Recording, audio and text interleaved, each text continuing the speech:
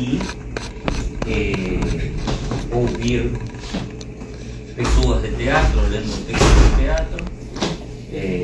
Por isso, digamos, eu quero agradecer a presença dos nossos atores, jovens atores, Victoria Luise, Lia Carla, Santiago e Elton Castro, e também alguns convidados de hoje, que são Alfonso Cruzado, doutor em estudos literários na UF, trabalha com o teatro popular e o sainete, e Miguel Ángel Zamorano, que é professor da UFRJ, mas aqui não está como acadêmico, mas como dramaturgo. Então, e aqui eu, que alguns de vocês me conhecem, outros não, mas sou o menos importante disto, porque na verdade a ideia é fazer um encontro entre todos e conhecer um pouco essas peças de teatro que eram o motivo de hoje. Esse é um evento, um ciclo que estávamos fazendo. Fizemos um primeiro encontro no mês passado, vamos fazer esse encontro e vamos fazer também um encontro no mês que vem.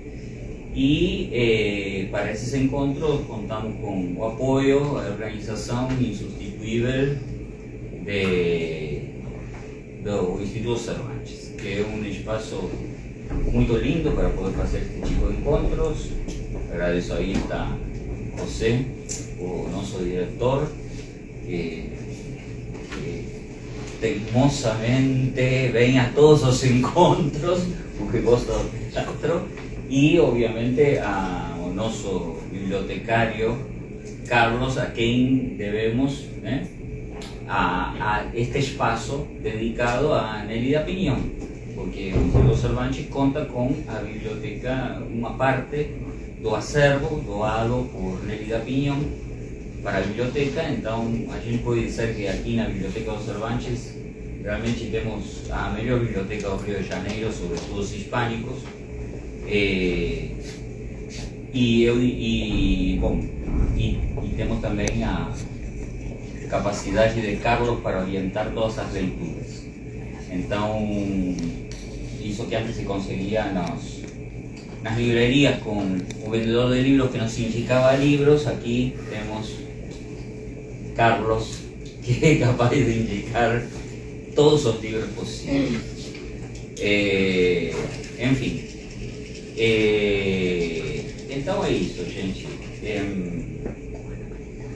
A ideia era hoje tentar pensar um pouco essa figura dos tiranos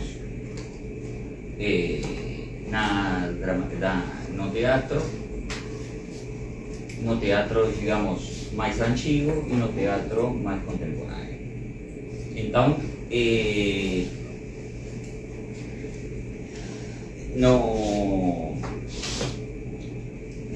no pequeno resumo que vocês tinham, digamos, para estar aqui, aí mencionávamos três figuras do teatro universal, que são Segismundo,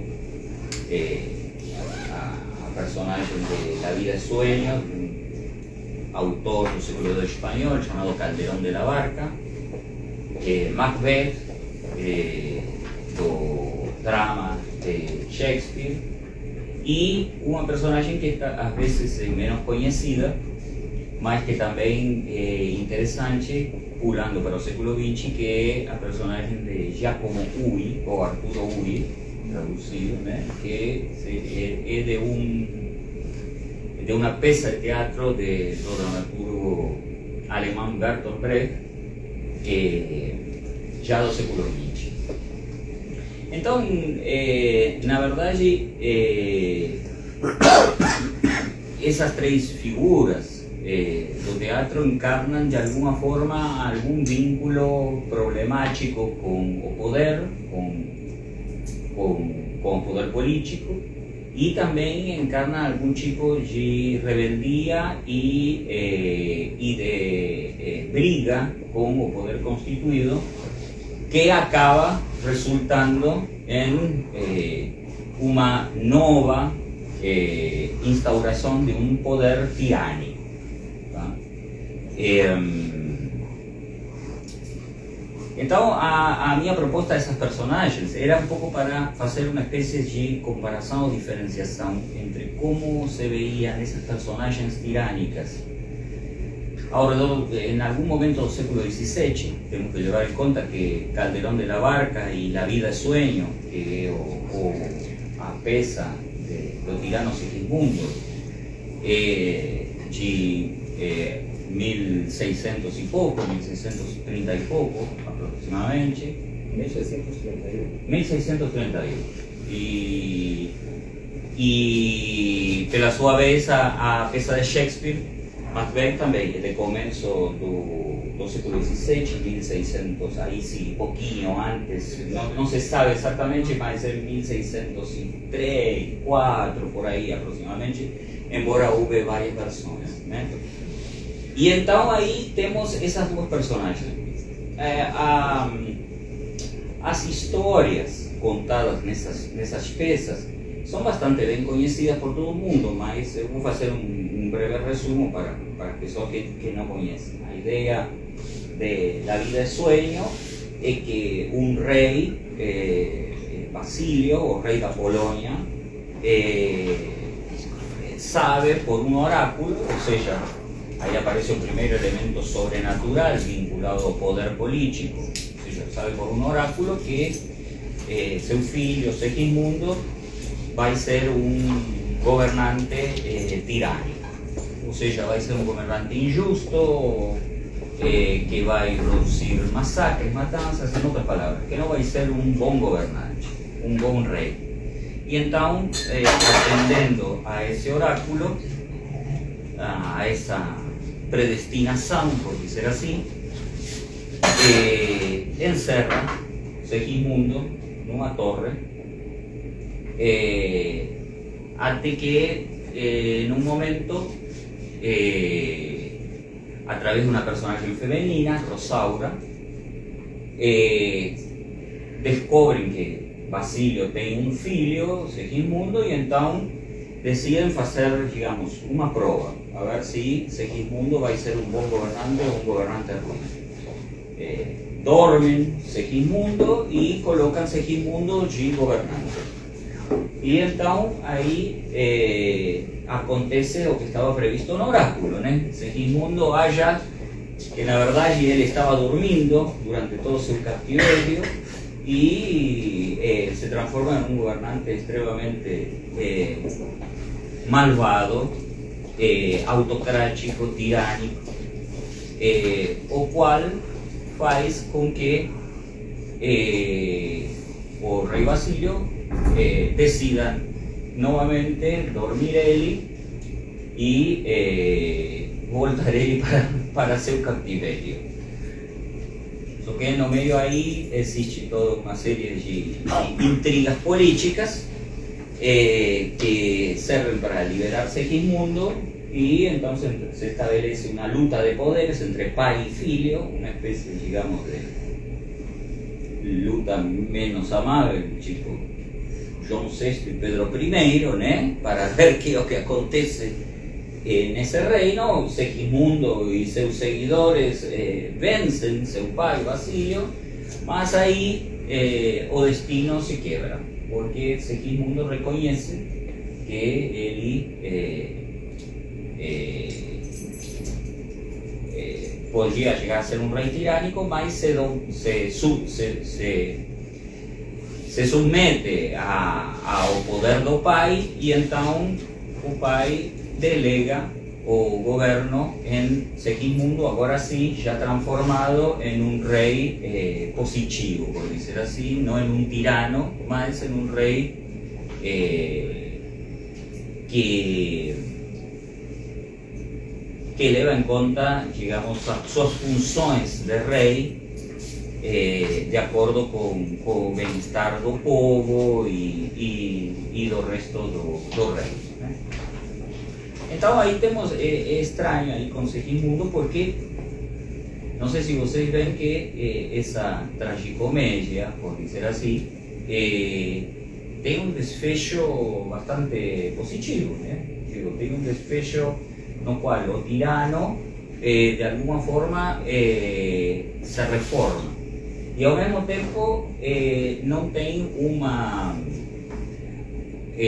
um questionamento sobre por que esse tirano deveria ser rei ou não. Digo, esse poder de Segismundo está dado previamente pela herança. Ele já é filho do rei e vai ser rei. O problema não é se é rei ou não é rei, mas se vai ser um bom rei ou um rei mau.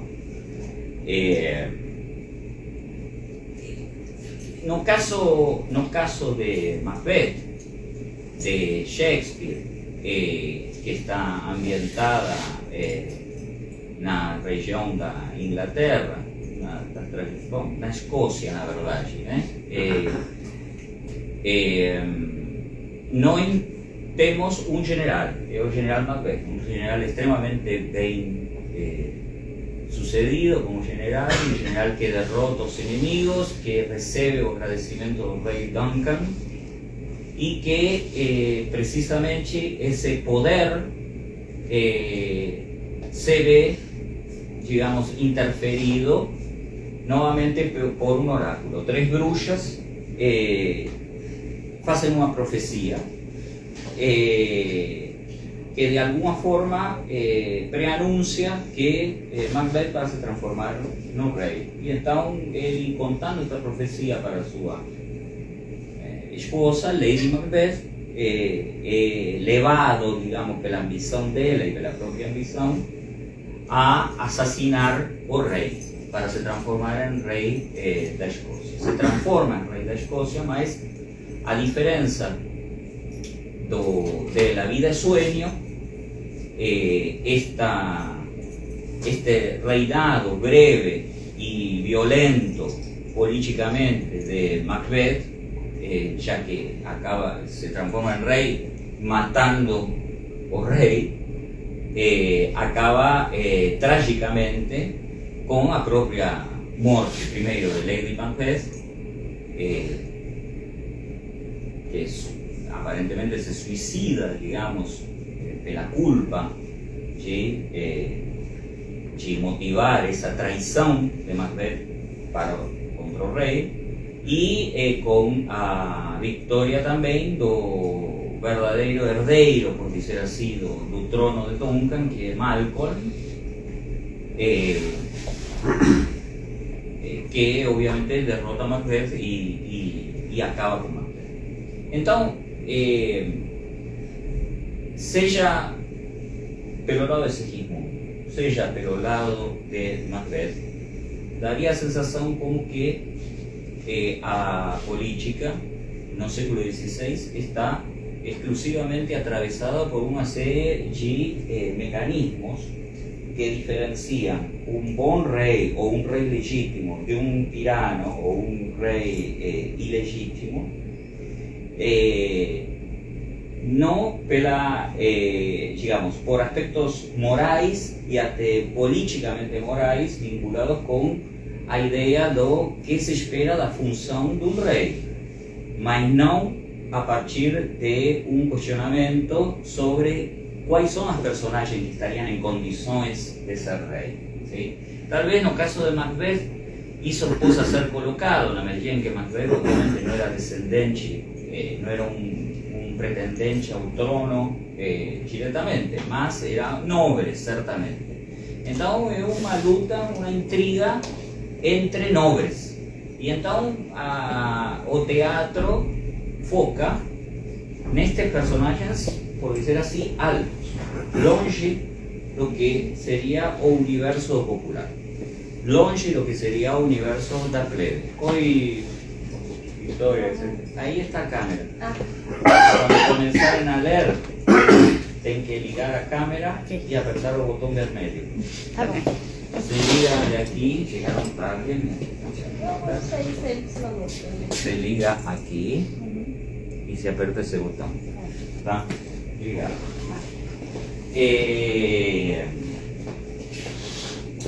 Então, bom, a diferença disso que acontece no século XVI no século XX, as tiranias ya no están ancoradas na nobreza. Porque será así, los pretendentes ao poder político forman parte de una clase que ya no es a mesma clase nobre do século XVI. E então, aí temos que minha proposta era que isso é o que habilita de alguma forma a paródia, ou seja, o humor e a ironia em relação com as figuras tirânicas, o que pareceria não acontecer nas peças essas trágicas do século XVI. Essa ironia, essa paródia se dá porque, no fundo, essas personagens que operam, que se transformam em tiranos, são um pouco igual que qualquer uma das pessoas que estão no público nesse momento. E então, aí temos um pouco a proposta esta, inicialmente, um comentário breve de Arturo Ui. Este personaje es de una pieza de Brecht de 1941, llamada Resistible, la ascensão de Arturo Ui. No me pesan que fale o título en alemán, porque no lo saber dizer.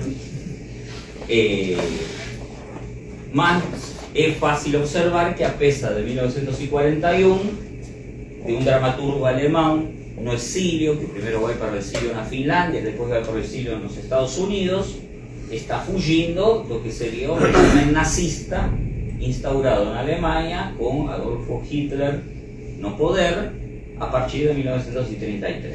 Então, o que faz Bertolt Brecht é contar a história da ascensão, que ele considera resistível, e de fato ele coloca como subtítulo da peça como peça parável, ou seja, peça que pode ser detida. E isto dá um pouco a pauta do objetivo de Bertolt Brecht, que é colocar uma peça e dizer isto não está atravessado pelo destino, pelo oráculo, senão está atravessado pelos sujeitos sociais. E de fato essa era um pouco a ideia de Brecht no teatro. Então, a resistível ascensão de Arturo Ui é obviamente Adolf Hitler. E existe toda uma série de personagens que praticamente constroem uma peça em chave, ou seja, personagens que representam todos os grandes hierarcas do nazismo: Goebbels, Goering, Himmler, Ernst Röhm, y todos esos personajes y todas esas figuras históricas que van construindo o poder na Alemanha nazista. Só que a representação que faz Bertolt Brecht para contar a instauração do nazismo em 1941 nos Estados Unidos, lembremos que é o ano no qual entra na guerra os Estados Unidos, na Segunda Grande Guerra, mudando também o curso da Segunda Grande Guerra. Este momento no qual entra, traz Brecht para contar um pouco a ascensão do nazismo, está atravessado, e esta é outra observação um pouco pessoal, quizá pela visão cômica do grande ditador de Chaplin. Porque, bom, Arturo Ui e todo o enredo da resistível ascensão de Arturo Ui está construído ao redor de um grupo, de uma gangue de gangsters da cidade de Chicago. A cidade de Chicago é a Alemanha e Arturo Ui e seus comparsas são todos gangsters da mesma cidade, na procura de controlar o mercado, o mercado de alimentos, digamos, da cidade de Chicago. E até que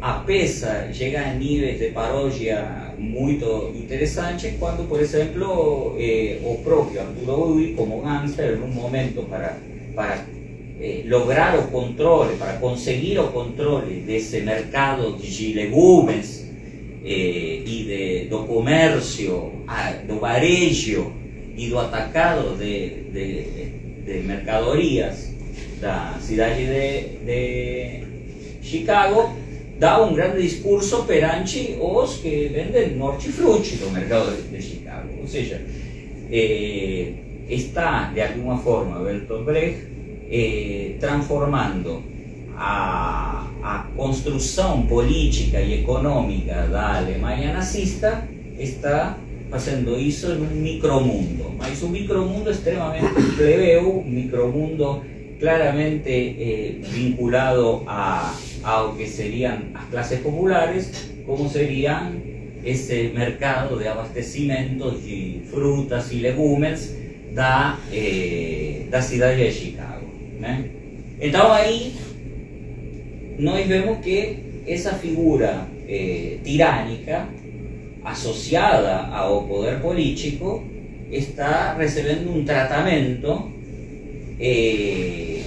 associado mais à comédia do que ao drama, embora sem dúvidas existem componentes dramáticos de tipo trágico, de tipo alto, porque a peça está falando de uma situação política extremamente problemática em 1941, como é a Alemanha nazista, está sendo visto pelo público de uma forma que permite que o público também tome uma certa consciência sobre quem são seus governantes e que direito teriam esses governantes de governar autocraticamente ou tiranicamente o próprio público, sim?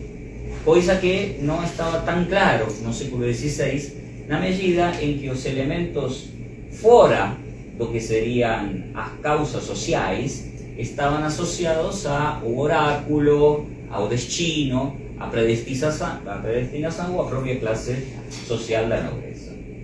Então aí é que com essa assim, proposta muito simples, muito elementar de comparação entre tiranos antigos, predestinados, sem possibilidade de paródia ou de comicidade, e tiranos no mundo moderno, a partir do século XX, associados de alguma forma a derivações e entre a multidão, as classes populares e classes baixas, que permitem a comédia, públicos também diferenciados. Por isso é que a gente havia traído algumas peças para fazer uma leitura dramática um pouco e entender isso. Sim? Uma das peças é quase contemporânea da peça de Bertolt Brecht, que é de um escritor argentino chamado Roberto Arlt, que a peça chama Saverio o Cruel. E aí então, não sei se... hablar más de arte. Você pode falar mal de quem quiser, também de Saverio e de Arlt. Bueno, perfecto. Habíamos en realidad en el encuentro, no encontro anterior, a gente tinha falado um pouquinho de arte, mas tinha falado dele bem, Light, mas teve uma pessoa do lado de fora que já estava falando mal, então vamos a falar mal e bem ao mesmo tempo. Algo que me surpreende muito de arte, algo que durante muito tempo foi ignorado, que na verdade com a biografia de Saíta vai começar a mudar, é que ele mitificou sua própria figura. Então, a gente antigamente acreditava que ele escrevia mal, que tinha pouca educação, que ele era péssimo em tudo, que não prestava para nada, que era um tadinho humilhado e milhares de outras coisas. Mas na verdade ele favoreceu a construção dessa figura. E vou dar 3 exemplos que anotei para não esquecer. Só uma coisinha, Alfonso. Para os que não estiveram no encontro passado, Roberto Arlt é um escritor argentino, nascido em 1900. En 1900, en San José de En Flores, San no José, suburbio na de cidade Buenos de Aires. Buenos Aires, era filho de imigrantes, chegou até a terceira série da escola apenas e depois começa uma carreira no jornalismo e vai se desenvolver no jornalismo, vai se transformar provavelmente em um dos escritores que melhor vende na primeira metade do século XX, escrevendo sobretudo archivos no jornal, crônicas, romances e contos. E vejam bem que é uma época bastante simultânea, contemporânea, do que seriam o começo das vanguardas na cidade de Buenos Aires, com escritores como Jorge Luis Borges, Oliverio Girondo. Y en todos los casos Roberto Arlt era como una especie de outsider, o sea, era visto como esto que dice Alfonso, era visto como aquel escritor que no sabía escribir bien porque tenía faltas de ortografía, porque trabajaba en los jornais, porque se dedicaba a un público popular, etc. Mas na verdade ele conspirou também para a criação dessa figura através de diferentes mudanças que ele foi fazendo durante sua vida na sua própria biografia. Desde o ponto de vista do nome, ele na verdade é Roberto Arlt, passou a chamar-se Roberto Godofredo Christophersen, Christophers, mudou a data de nascimento, tendo em conta a astrologia. Uma das primeiras coisas que vai escrever vai ser um ensaio sobre as ciências ocultas em Buenos Aires. Desejos que vai herdar da sua mãe, que era italiana e adorava astrologia, espiritismo, todas essas coisas que estavam em voga nesse período. E o da escolaridade também é mentira, na verdade. Ele não fez até terceira série, ele fez até o quinto. E não fez mais porque na escola não tinha sexta. Ou seja, que acabou o ensino fundamental. Sim, ele favoreceu a construção dessa figura justamente para justificar muitas vezes suas próprias eleições literárias e suas leituras e suas citações, e há uma grande discussão sobre isso que não é o momento para fazer. Mas é interessante a gente comentar isso porque no encontro anterior ficou justamente como humilhado, talitinho, o culpado de todas as misérias, como comentamos lá fora, era machista, tinha ataques de raiva, de ira, não era de um anjinho como a gente vem pintando a figura dele, mas era um gênio, não estou negando isso. As suas espetaculares Aguafuertes Porteñas continuam atuais até agora. Produz teatro de uma forma... Quando que ele começa a produzir teatro? Bom, em 1930 inicia o Teatro del Pueblo, um projeto de Leónidas Barletta, que é o início do teatro independente argentino. Em 1930, Roberto Arlt conhece o Teatro del Pueblo, acha, não fala desse jeito, mas acha que é uma cova, uma caverna gelada, e na verdade não fala muito bem desse pessoal tentando iniciar esse projeto. Em 1932, Leónidas Barletta, que era muito inteligente, ele decide fazer uma montagem do primeiro capítulo que se vai chamar El Humillado, que vai colocar uma das suas obras, e o convida a Roberto Arlt para assistir. Roberto Arlt já tinha falado mal, Roberto Arlt vai, assiste, gosta muito do que vê e se encanta pelas possibilidades que oferece o teatro. O que era isso do Teatro do Povo? O Teatro do Povo nasce de um projeto de fazer um teatro oposto ao teatro popular, que a gente tinha comentado outra vez, com as figuras populares, tipificadas, etc, etc. O teatro comercial. E era a ideia de um teatro para todos, educativo, no qual todos participavam em igualdade de condições. Mas é uma educação política. É uma educação política. Uma educação política marcada pelo universo do socialismo. Sim. Arlt gosta muito do que vê. Leónidas Barletta sabe que já conhecia o seu processo de sedução e o convida para escrever uma peça, que vai ser a primeira peça que ele vai escrever para o Teatro do Pueblo, que vai ser 300 milhões. A partir desse momento, no período de 10 anos, que vai de 1932 a 1942, que es cuando ele morre de un infarto. Ele vai estrear toda a sua produção no Teatro del Pueblo, com exceção de uma peça que vai estar no Teatro Comercial e que não vai ter eles. É importante dar o contexto, como você falou.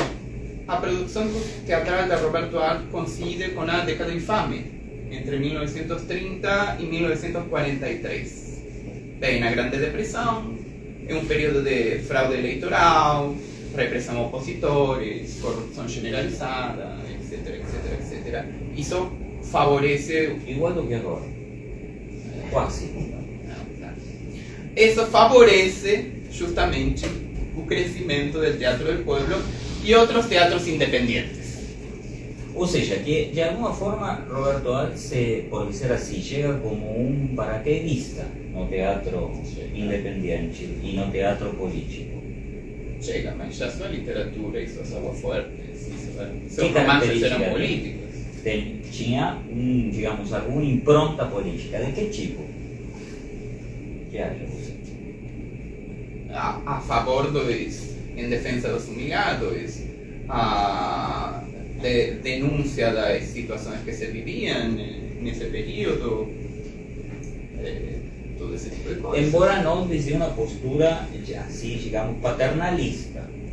Ou seja, porque, exato, digamos, porque isto é interessante também, digamos, a convocatória dele para o Teatro del Pueblo, o Teatro do Povo.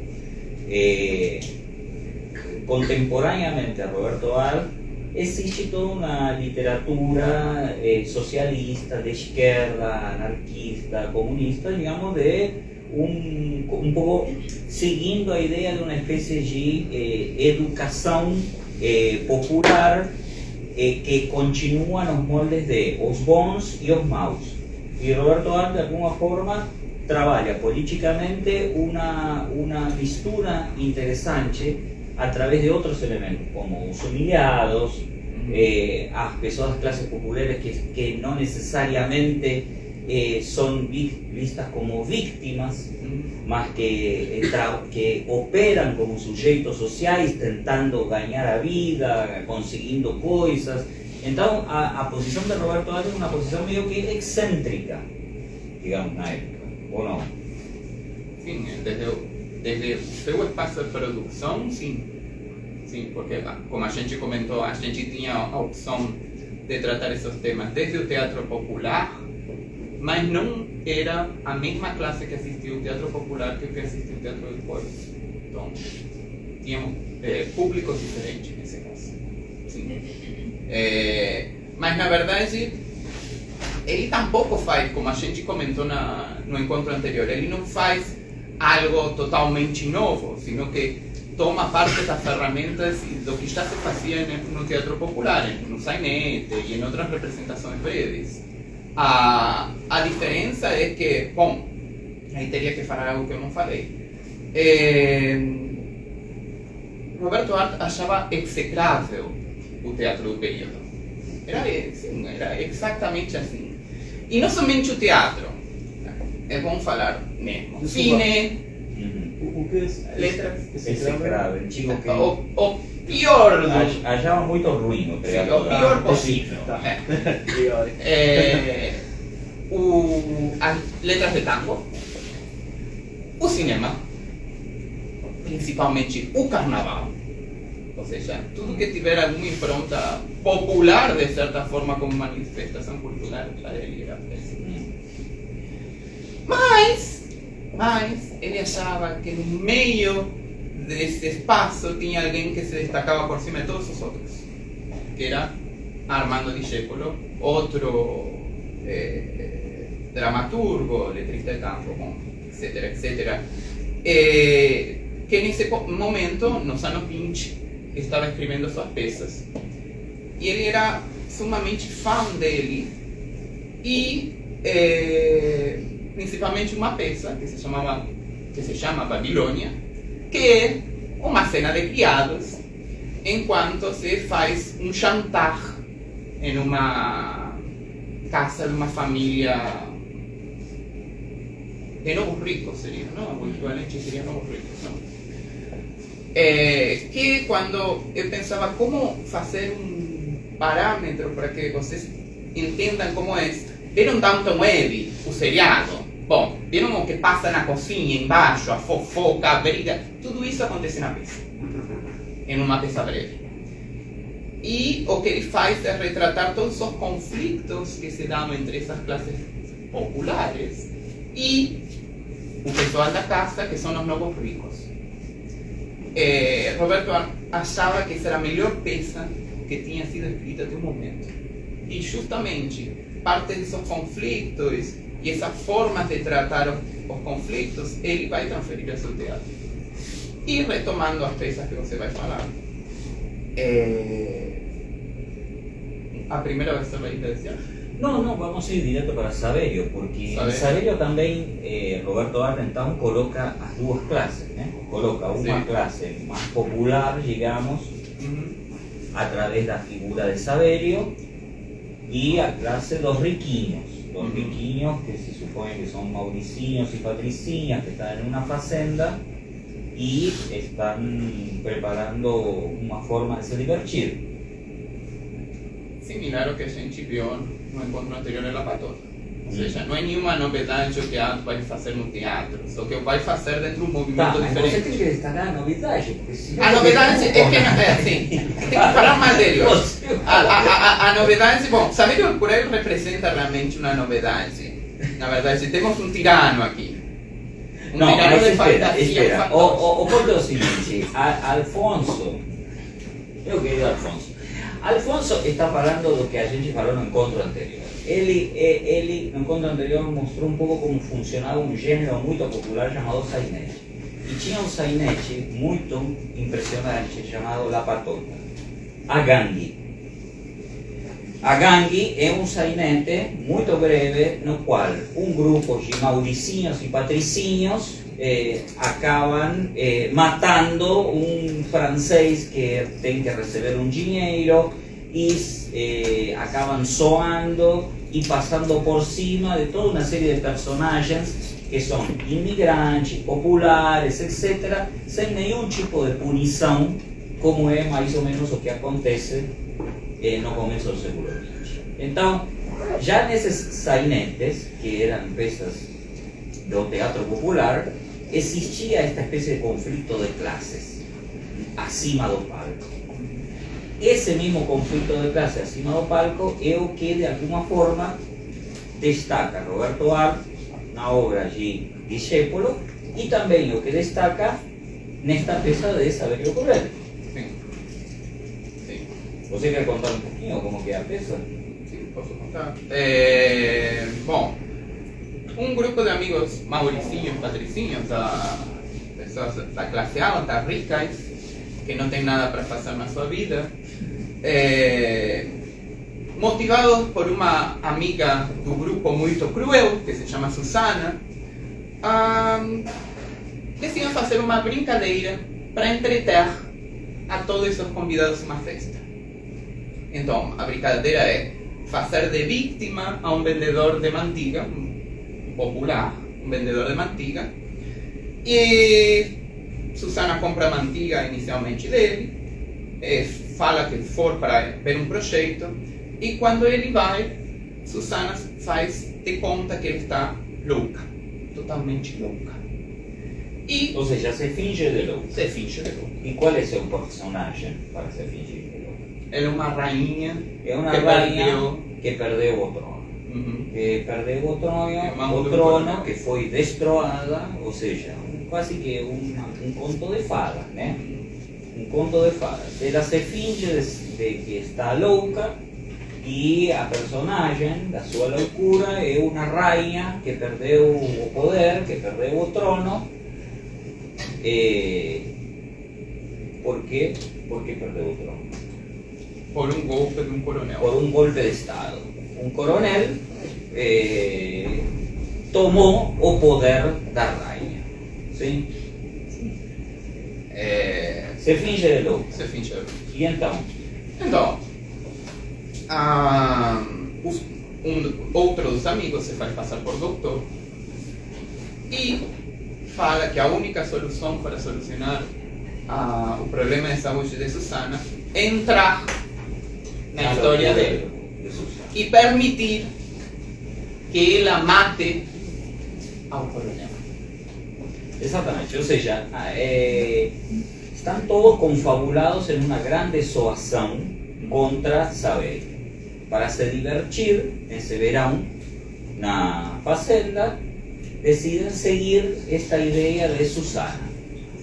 Susana se finge de louca, achando que é uma rainha que foi destroada por um golpe de estado, por um coronel. E então todos os amigos deciden continuar com essa farsa para, obviamente, zoar y básicamente, es difícil esto de decir en portugués, como que embromar. Embromar, enganar, embromar, digamos, hacer mal, hacer de bobo, hacer de trouxa o Saverio, que é o manteigueiro da família, ¿sí? Ou seja, o popular. Então aí pedem para Saverio, como ele está fora da casa, representar o coronel, para, nessa espécie de farsa, sendo ele o coronel, aí Susana, teoricamente, dentro do fingimento, vai poder matar o coronel, recuperar seu trono e, com isso, também a saúde. Mas tudo isso, obviamente, é uma farsa, é um teatro dentro do teatro, a maneira vem do teatro barroco, né? E aí, todo o público sabe que isto é uma zoação. Todo o público sabe que Saverio, a personagem de Saverio, que está aí na frente do palco, está sendo enganada, embromada, está sendo tomada de tonto. ¿Sí? No processo de preparação desta farsa curativa, os integrantes desta zoação geral, vamos saber o nome assim, começam a ficar preocupados por Saverio, porque ele começa a incorporar.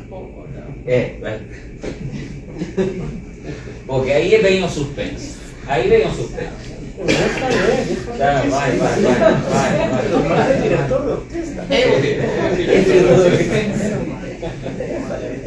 Vai. Vai. Não. Continua, dá. Ele começa a quê, Saverio? Até onde? Não, vai. Ele começa a agir com... Agora perdi o pé. Começa a agir estranhamente, a incorporar a personagem, e as pessoas ao redor começam a achar que ele está ficando doido. E na verdade, o verdadeiro doido da história, começam a acreditar, é ele, é Saverio, e a ficar com medo. E ali eu paro e você vai falar. Para, não vai contar o final. Não, eu nunca conto o final, você sempre me obriga a contar o final. Não, mas na peça que não estamos publicando, porque estamos publicando o livro de Saverio el Cruel, estamos escondendo. A ver, não. Saverio começa a gostar. Sim, começa a gostar. Mas me están explicando muito, deixe que Saverio se manifeste. Tem que incorporar primeiro, sombra tem que incorporar a gente, ler as entrelinhas. Bom, então, este é o ponto. No primeiro acto fica armada a situação dramática. A situação dramática é, todo o público sabe que estão brincando, que estão tentando embromar Saverio, fazendo de conta que Susana está louca quando não está louca, e pedem para ele estudar um pouco seu papel de coronel falso, de coronel golpista falso, para tentar representar esse papel como corresponde frente à louca, entre aspas, porque dessa forma vão curar Susana, né? Então, o segundo acto é na pensão. Na pensão onde vive Saverio, o manteigueiro. Sim?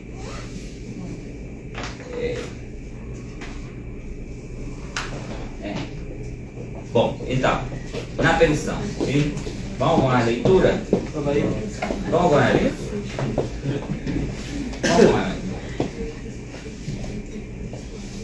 Diz assim, a pensão é a seguinte, é um modesto quarto de pensão, Saverio, o manteigueiro está fardado ao estilo de um fantástico coronel de uma república bananeira. Em frente, a cama está desfeita. Sobre a mesa tem uma cadeira. O conjunto formado pela mesa e pela cadeira está coberto com lençóis e com uma colcha escarlate, como se fosse um trono. E a espada de Saverio está cravada na mesa. E Saverio se encontra de frente ao espelho.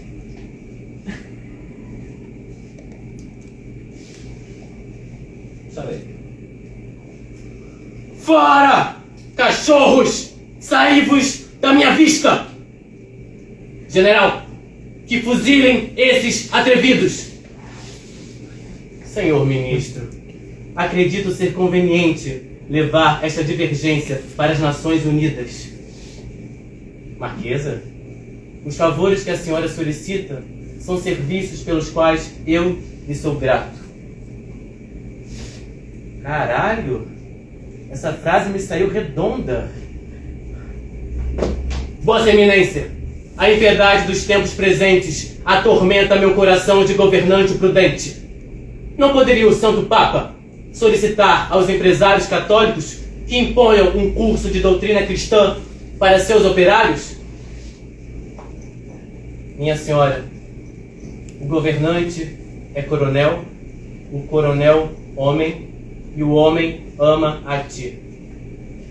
Que me enforquem, se não desempenho criteriosamente meu papel de usurpador.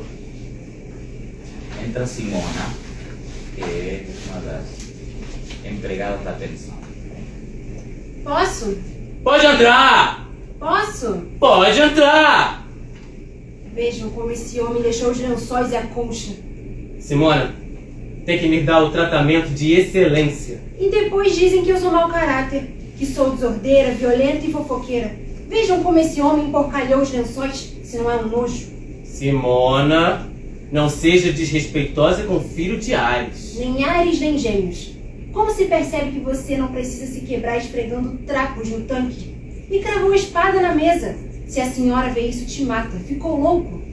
Simona, não menospreze a dignidade de um coronel. Quem diria que eu acabaria na velhice indo aos domingos no hospício para levar laranjas a um pensionista que ficou louco? Simone está me ofendendo com suas palavras. Deixar o certo pelo incerto, a manteiga por um carnaval. Simone não mete o pau! Sabe o que dizem os norte-americanos? Give him a chance. Você sabe o que significa give him a chance? Desconhece, não? Pois escute, mulher iletrada. Give him a chance significa me dê uma oportunidade. Um compositor escreveu este patético jazz. A mim, nunca deram uma oportunidade. E você sabe quem é o reclamão que se queixa de não ter tido uma oportunidade? Um jovenzinho, filho de uma honorável norte-americana. Pois essa oportunidade me foi concedida, Simona. Você pode saber muito de estrangeirices, mas esse cargo de coronel de palhaçada, em vez de te dar benefícios, vai trazer dívidas e pesadelos. Não entendo sua dialética infantil, Simona. Já vai me entender quando ficar na rua sem o pão e sem a manteiga. Mas você não percebe, mulher, que nas palavras que pronunciam reside tua absoluta falta de senso da política? Ingênua. Você toma o poder por 15 dias e fica por uns 20 anos. Como delírio. Está completamente lelé da cuca. Simona. O que foi, senhor? Simona. Eu já te neguei inteligência alguma vez? Não, senhor. É uma serviçal capacitada. Obrigada, senhor. Mas, eis aparece o mais. Te faltam essas condições básicas que convertem uma criada em um acidente histórico de significação universal. O que está falando esse homem? Aceita, Simona. Teu forte não é a sensibilidade política. Esse sinistro senso da oportunidade converte um desconhecido do dia para a noite no homem de estado indispensável. Senhor Saverio, fala como esses homens que nas esquinas do mercado vendem banha de serpente, mas... Falo como um líder de povos, Simona. Baixe a Cristian, senhor Saverio.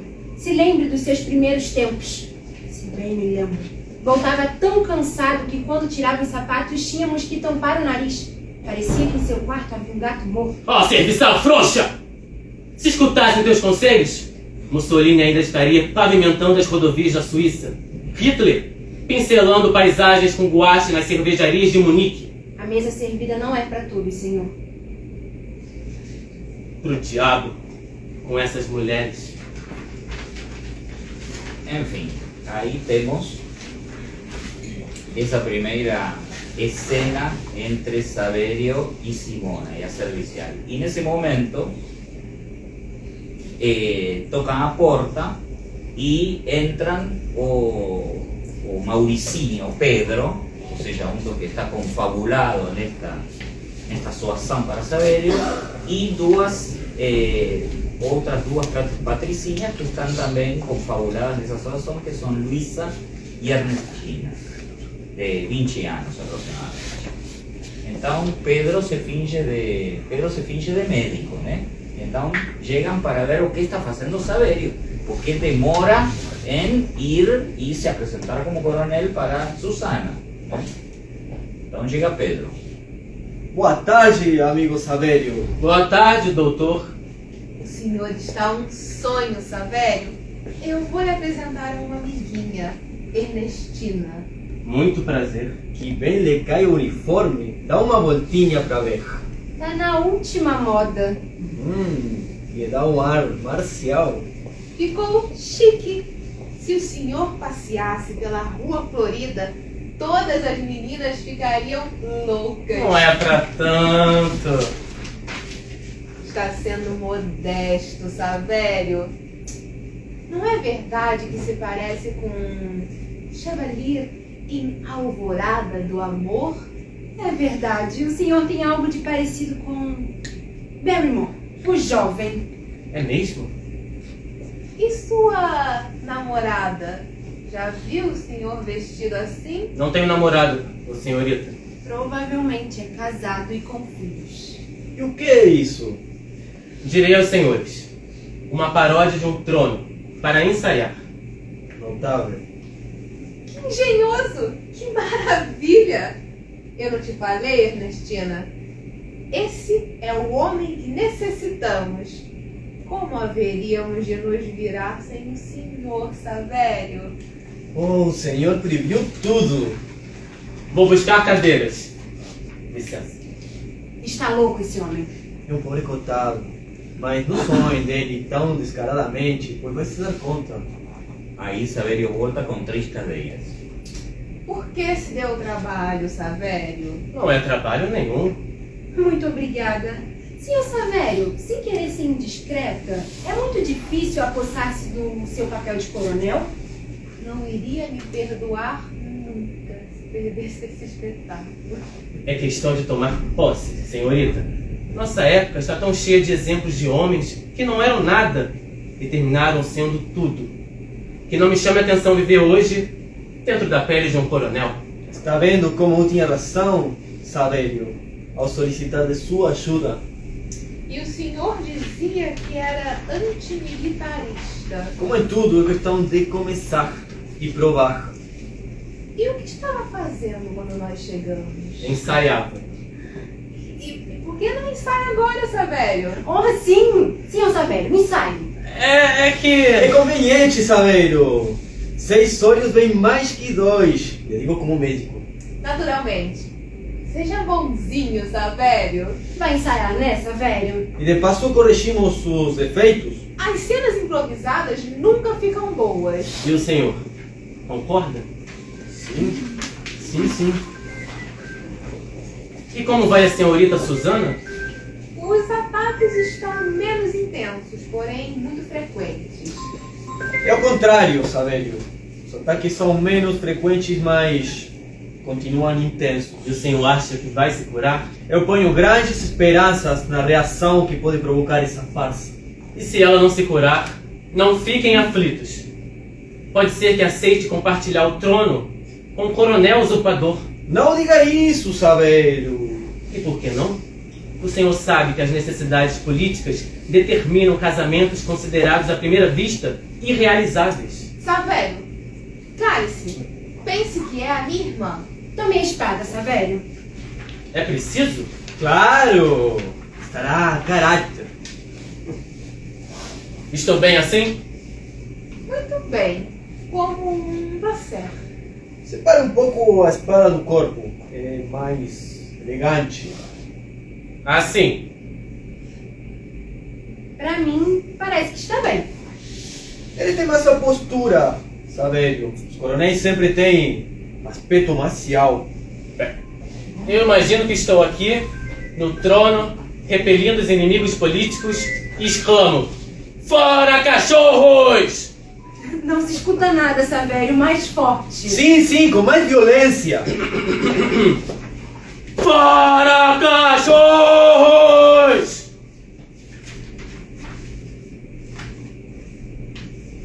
Nesse momento, batem na porta e entra a dona da pensão e fica parada no centro.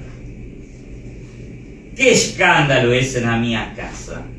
Veja esse demônio de homem como deixou lençóis e a colcha! Não se incomode, senhora. Estou ensaiando. Se acontecer algum estrago, eu pagarei. Quem te conhece?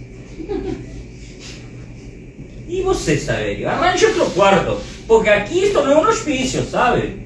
Não seria essa mulher? Que gênio de cão. Tem um caráter um pouco arrebatado. Gentalha que se criou chafurdando no barro. Gente, continuemos com o ensaio. Quer fazer o favor, doutor? Feche a porta com a chave.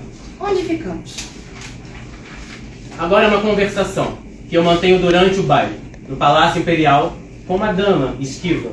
E lhe digo: Marquesa, o governante é o coronel homem, e o homem ama a ti.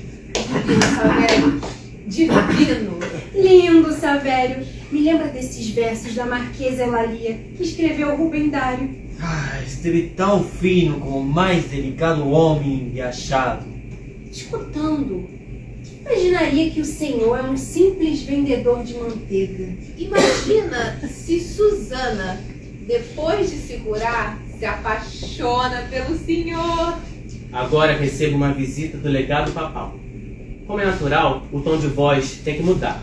Sair do frívolo, que era antes, e se tornar grave e ponderado. Óbvio, óbvio. Vejam o que vocês acham. Vossa Eminência, a impiedade dos tempos presentes atormenta meu coração de governante prudente. Não poderíamos insinuar ao Santo Papa que impusesse nas fábricas dos empresários católicos um curso de doutrina cristã para os operários rebeldes? Genialmente político, Savério. Muito bem, o senhor possui um profundo sentido do que deve ser a ética social. Savério, esses sentimentos de ordem são de muita honra para o senhor. Quantos governantes deveriam se parecer com o senhor? Estão satisfeitos? Muito. O senhor superou nossas expectativas. Eu fico feliz. Melhor impossível. Aliás, antes que os senhores chegassem, pensava em um detalhe que nos escapou nas conversas anteriores. O quê? Os senhores têm nenhum amigo no arsenal de guerra? Não. E vocês? A gente também não. Vamos necessitar algumas baterias de canhões antiaéreos. Canhões antiaéreos? E além disso, várias armas de tiro rápido, metralhadoras e pelo menos uma equipe de gás e lança-chamas. Mas pra que tudo isso, Savério? Senhorita Luísa, isso é um reino ou não é? É, Savério, mas um reino de mentirinha. Entendo. De mentirinha para os outros, mas real para a gente. O senhor tá me desconcertando, Savério. Vamos devagar que tudo vai se ajeitar. Me diga uma coisa, Savério. O que é o senhor? Coronel de artilharia, de infantaria ou de cavalaria? Poxa, não pensei nisso. Pedro, por favor. Um coronel de artilharia é do mais antipoético que pode se imaginar. Susana imaginou algo muito diferente. Como México, Savério, estou obrigado a dizer que o coronel de Susana é um cavaleiro cruel, mas sedutor. Se os senhores me permitirem, lhe direi. Nos filmes, Os únicos coronéis românticos pertencem ao corpo de cavalaria. Senhorita, nos estados modernos, a cavalaria não conta como arma tática. Savério, um coronel de cavalaria é o ideal de todas as mulheres. Claro, o cavalo vai e vem com as crinas ao vento, aos galopes. Isso simplifica o problema da artilharia, mas eu preferia ter o apoio das forças armadas. Baten na porta. Pode entrar. Na porta tem 2 homens que estão trazendo um pacote para o senhor. Estamos incomodando? Pelo contrário, é uma sorte que os senhores estejam aqui. Peça para esses homens entrarem. Seguindo Simona, entran no quarto 2 homens vestidos de mecânicos. Trazem uns suportes horizontais de madeira e um aparelho coberto com sacos. Os presentes se olham surpresos. Depositam a carga no lugar onde estava a mesa, simetricamente, de maneira que o pacote fica enquadrado no fundo vermelho que traça o trono junto ao muro. O homem entrega ao Saverio um talão que ele assina. Saverio les dá uma gorjeta, os homens cumprimentam e vão embora. E Simona também sai de braços cruzados. Então fica Saverio com esse trambolho que trouxeram os 2 homens e que está todo coberto. Não precisamos de você, Simona. Pode ir. Simona sai. Senhoritas, doutor, não poderão fazer menos que me dar o parabéns e reconhecer que sou um homem prudente. Vejam, Nesse momento destapa o cadafalso e os espectadores que iam se aproximando retrocedem porque reconhecem no aparelho pintado de preto uma guilhotina. Mas Jesus, o que é isso? o que poderia ser uma guilhotina. Mas para que uma guilhotina, Saverio? Como assim, para quê? E para que pode servir uma guilhotina? Santíssima Virgem, que bárbaro esse homem. E como querem governar? Sem cortar cabeças? Vamos embora. Mas não é necessário chegar a esses extremos. Doutor, o senhor é desses ingênuos, né? Que ainda acredita em ficções democráticas parlamentares. Vamos, Pedro, já está tarde. Saverio, não sei o que ele responde. Outro dia conversamos. Fiquem! Vou lhes ensinar como funciona. Ó, tem que puxar da cordinha. No outro dia, Saverio, outro dia. Podemos montar as guilhotinas em caminhões e prestar serviço em domicílio. Até mais, Savério. Esquecer as luvas, o chapéu! Saverio entra sério no seu quarto sozinho, camina em frente à guilhotina em silêncio. Olha e dá palmadinhas na guilhotina como um cavalo. Que gentinha miserável. Como descobriram sua essência pequeno-burguesa? Não tem nada que eu possa fazer. Lhes falta o senso aristocrático da carnificina. Mas que me importa, queridos senhores? Organizaremos o terror. Oh, se organizaremos. Bom.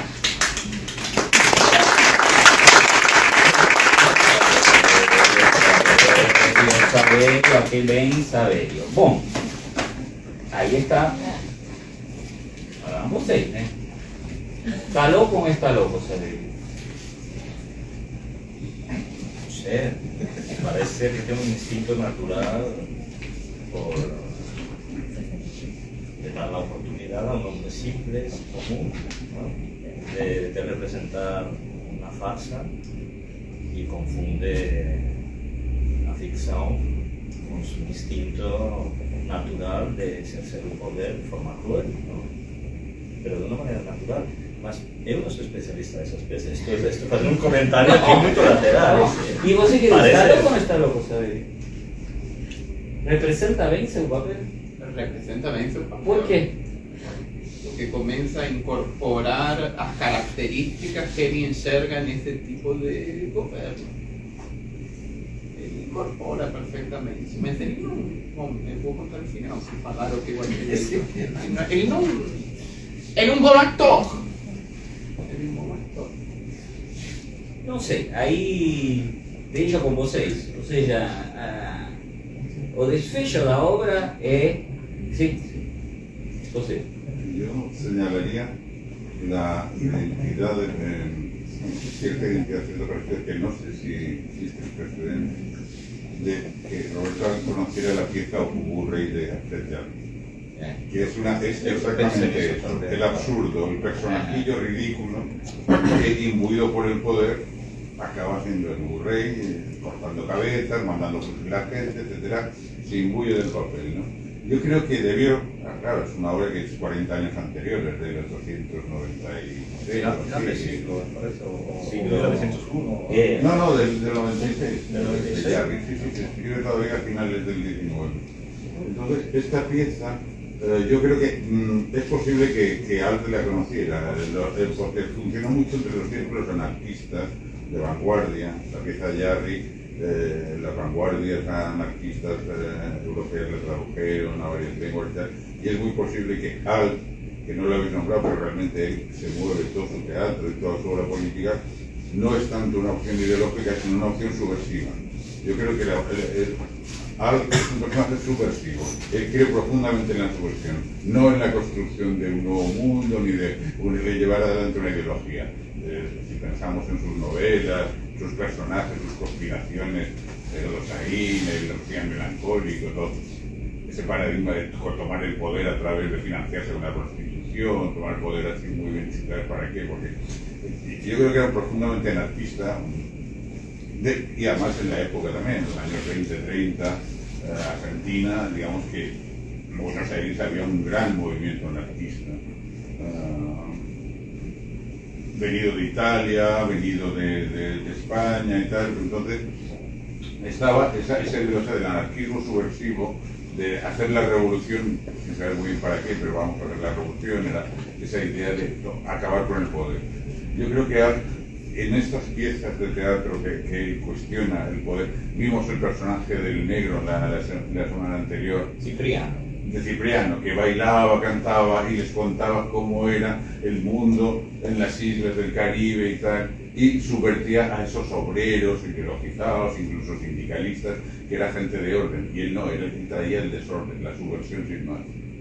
Yo creo que por ahí se podría enfocar también un poco esa lectura de Arlt como alguien con una ideología, o un sistema preideológico, por decirlo así, más volcada hacia la subversión, hacia la iconoclastía, que a la construcción de una nueva sociedad. ¿No? Él detesta profundamente la sociedad en la que se mueve y solo trama para destruir eso.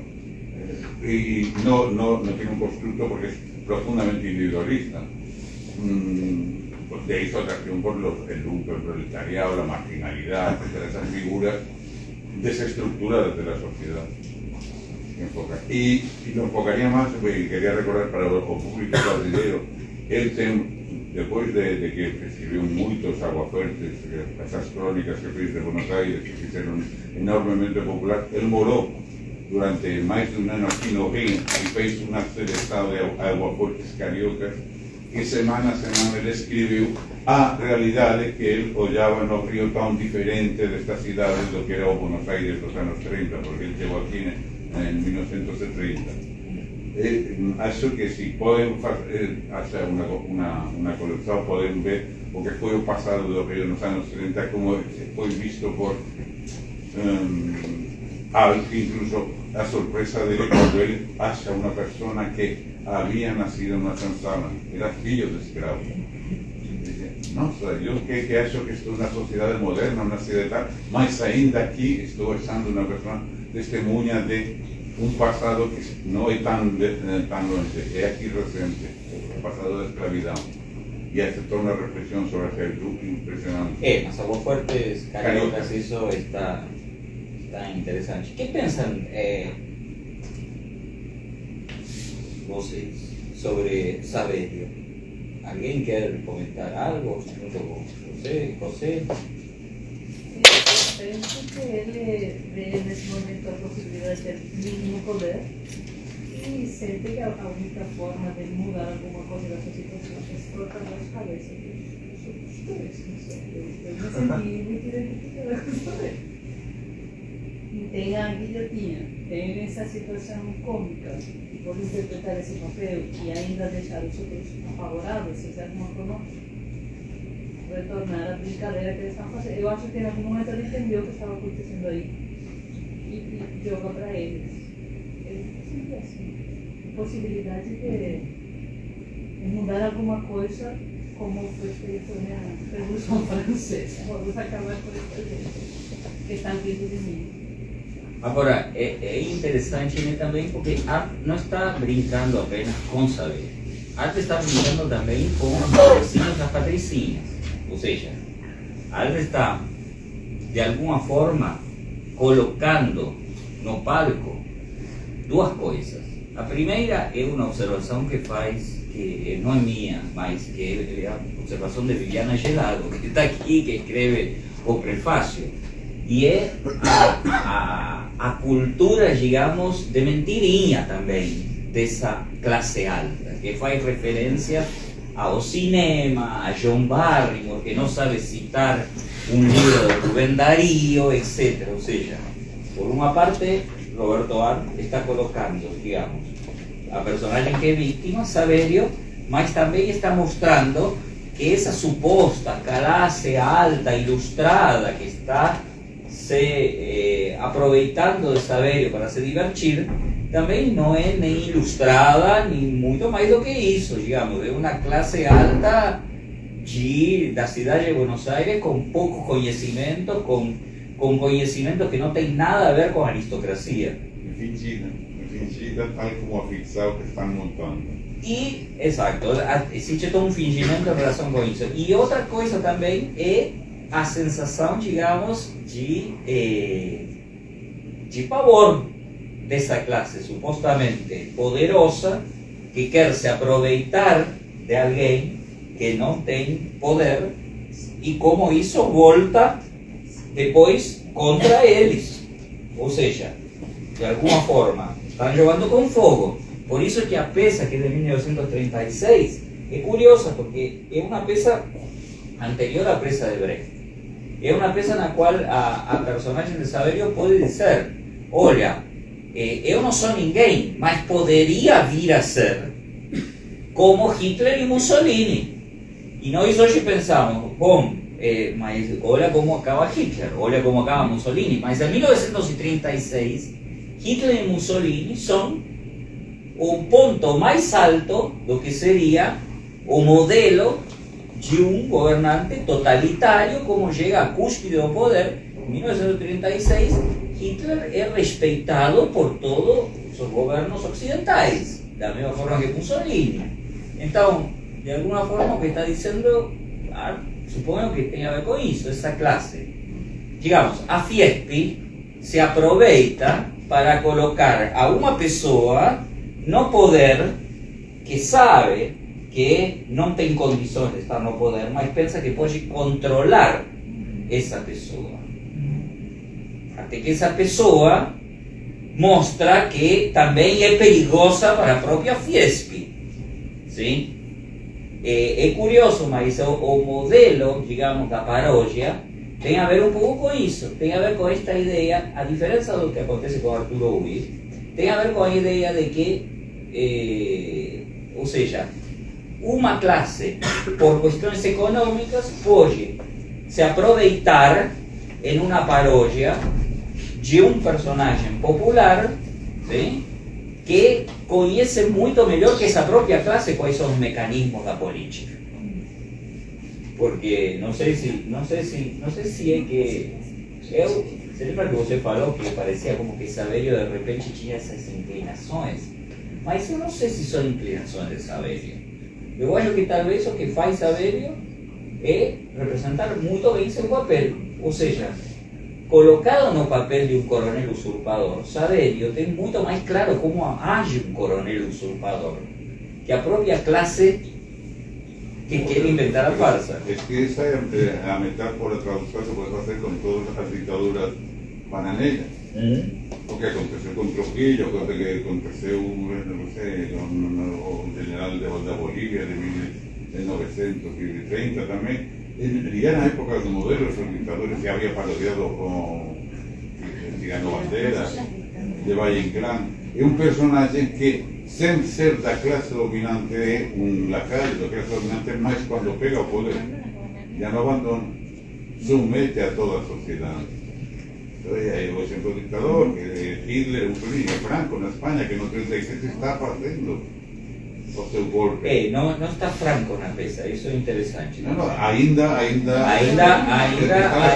aí. A guerra civil Está no medio da guerra civil. Pero A pieza es del 36. Está comenzando a guerra civil. Estaba en España cuando. Sí, él había viajado en España, estuvo en España algo. Por eso te digo que es que ahí, pero es que ese mecanismo, pues lo que decía, que ya venía analizado en Jarry, en el Ubu, ya está. El Ubu es un personaje ridículo, ni siquiera es un estándar de la sociedad, es alguien por abajo de la sociedad. Es un absurdo, un personaje absurdo. Pero, incluso, mira, os pondré otro ejemplo. La reina de corazones de Alicia en el País de las Maravillas, en ese análisis fantástico del poder. ¿Os acordáis de Alicia en el País de las Maravillas? Con la reina de los naipes, que le corten la cabeza, gobernaba a base de ordenar, que le cortaran la cabeza. Y cuando le reclama justicia, dice, ¿pero por qué? Pues porque soy la reina, porque yo mando y porque puedo ordenar lo que le corten la cabeza. No necesita razones para ser arbitraria, ser tiránica, ser cruel. Ese presidente es Leo Disparo, que también es 1800 y tanto, y era un personaje ahí seguro que conocer. Y yo creo que hay un análisis muy fino de la arbitrariedad del poder, que no necesita Saverio no justificación. ejecuta eso. ¿Qué? Saverio no ejecuta. No ejecuta, pero bueno, la reina de naipes tampoco ejecuta, pero ordena.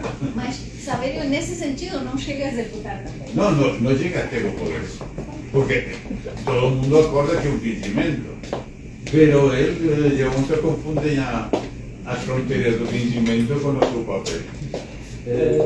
Yo estaba pensando que cuando hablaste de Segismundo y el famoso momento del experimento, que es cuando le duermen y despierta en palacio, estaba pensando que existe alguna semejanza con el ejercicio de poder de este tirano, ¿no? O sea, lo que pasa es que en el caso de Segismundo, él no tiene la oportunidad de tener un modelo que imitar como tiene Saverio. Por eso encarna también. Saverio ya tiene, me parece, como tú has dicho antes, incorporado como es el modelo del tirano.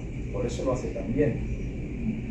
Y la diferencia básica con Segismundo, que ahí sí son instintos puros, es que a Segismundo se le ha privado de esa mediación, de la referencia de lo que es, de cómo se ejerce un poder. Él no tiene esa referencia, la va a tener después.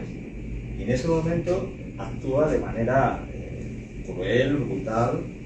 Pero tirando no tiene poder cuando no tiene él poder. mata, pero Sí, mata. su Le crueldad dicen, es un crimen sin moral, en el sentido de Claro, moral, pero no ejerce un poder, no tiene una referencia, además, de hecho está controlado para No, él, pero está vigilado. en el momento, ya solo acabo, en el momento que la primera vez que despierta en el palacio le dicen que él es el príncipe heredero, ahí sí empieza a experimentar lo que es el poder. Ahí empieza. Lo que pasa es que no sabe administrarlo, ni sabe gestionar, ni tiene ningún modelo que le permita, porque es de lo que va esta pieza, ¿no? Es la educación de un príncipe cristiano. Bom, mas é que aí é onde que está a diferença que eu proponho. Porque a leitura que você faz, a leitura que fazem você, são as leituras sobre o indivíduo que governa, sobre o tirano. E a sensação que eu tenho é que o que permite a paródia é o que acontece em Arturo Ui, ou o que acontece em Saverio, ou até se você quiser em Ubu Rei. Ou seja, a ideia de que não é uma decisão moral do tirano ser violento e autocrático. Isso funciona em uma gangue, que no caso de resistir a ascensão de Arturo Ui, pode ser uma gangue de gangsters de Chicago, mas que en Saverio funciona por este entorno de da Susana, los Pedro, los Mauricinos y las Patricinas. O sea, es como que no existe. Él tiene una idea de lo que es un coronel. Exacto. Él sabe, si él no tuviese una idea de lo que es un coronel, no podría hacer eso. Él ya tiene un modelo. Ella sabe, de forma natural va a que seguir. ese modelo de tirano es un modelo de un tirano ya moderno, Estereotipado. es un modelo de un coronel golpista. O sea, Un modelo post-napoleónico. exactamente, es un modelo no cual no es a figura tiránica, no es a figura tiránica que oracularmente es definida como tiránica o como boa. Es un entorno social y político que construye o tirano. Este é um pouco o que eu acho que pode significar a necessidade da paródia ou da comicidade na figura do tirano moderno. Ou seja, como dizendo, o tirano é ninguém. Que no existe en Shakespeare, en Macbeth, no existe también en Adiós Sueño. Ahí no hay parodia.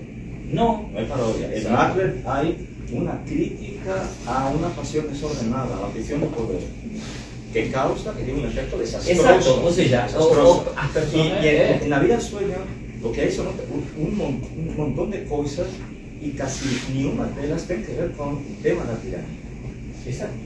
Casi ni una de ellas tiene que ver con el tema de la tiranía, tiene que ver con otras personas. Quizá para el juicio de la tiranía hubiera sido más interesante hablar de Salino de Calderón, el alcalde de Zaramea, o su visión del O Fuente gobierno. Ovejuna. No, más también no tiene que ver con una crítica al poder.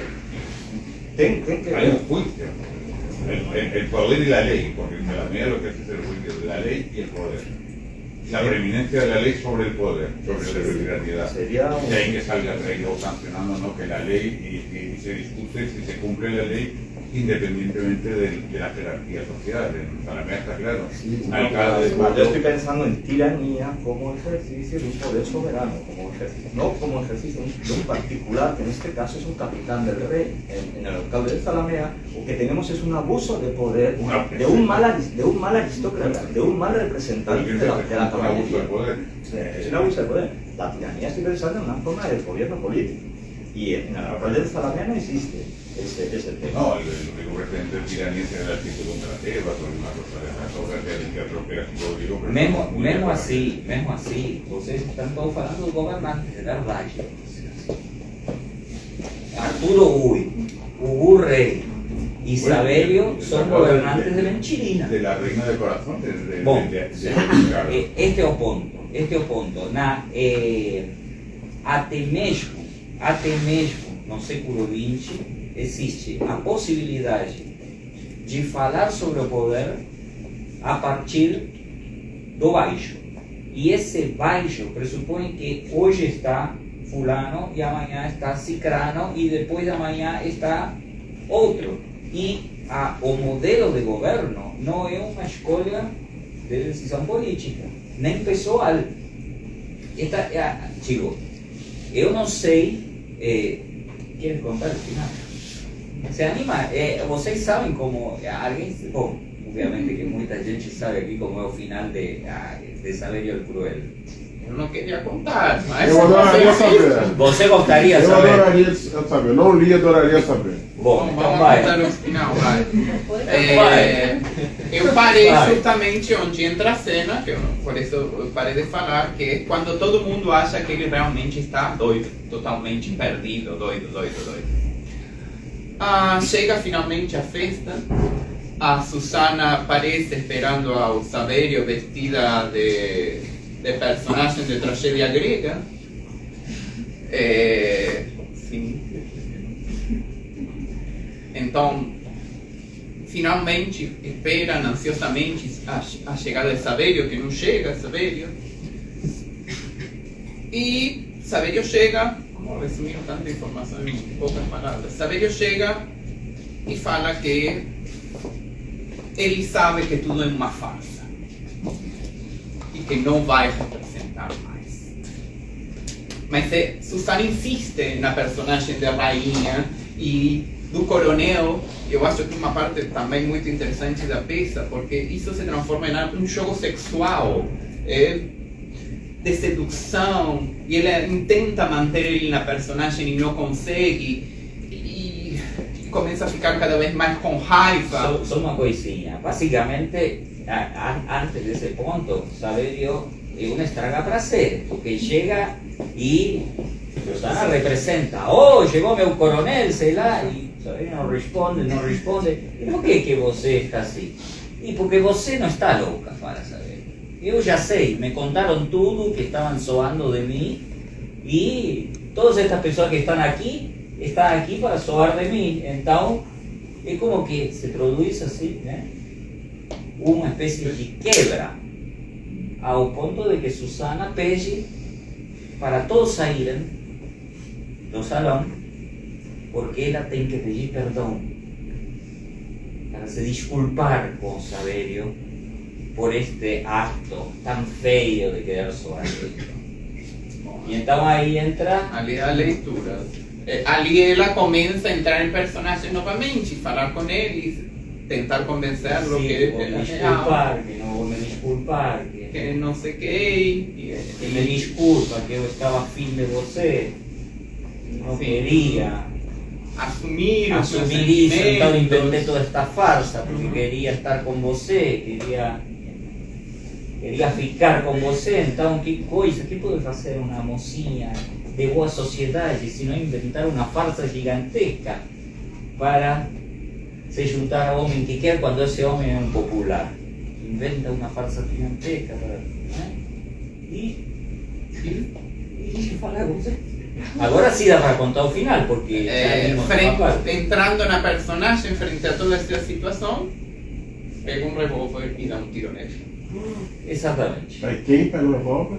Susana pega o revólver E dá um y tiro. da un tiro. Y en ese momento Saverio percebe. ¿Qué percebe? Que a Susana era que estaba verdaderamente loca.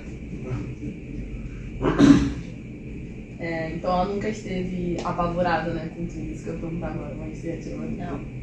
Ela nunca esteve apavorada com essa encarnação dele. Y percebe que debería ter usado a guillotina. Antes de... No, tal vez los amigos de Susana perceben. Mas aquí los amigos de Susana también no perciben que ella está loca.